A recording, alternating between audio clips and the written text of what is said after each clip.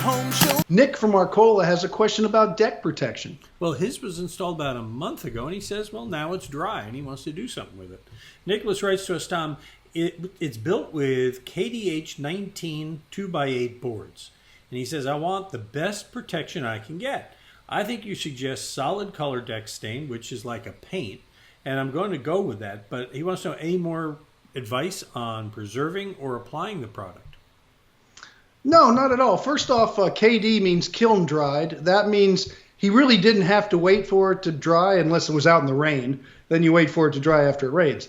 But as far as that goes, it's more stable. It's a better grade of lumber because they kiln dry it so it doesn't get all cattywampus, for lack of a better word, and pull the nails out and just become an ugly deck quickly.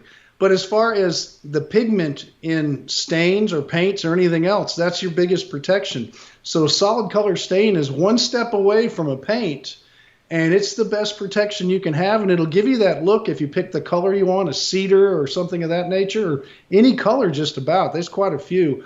The gray colors, you can do that, and that's all you have to do is make sure it's clean, follow the instructions, apply the stain, let it dry, and you're done.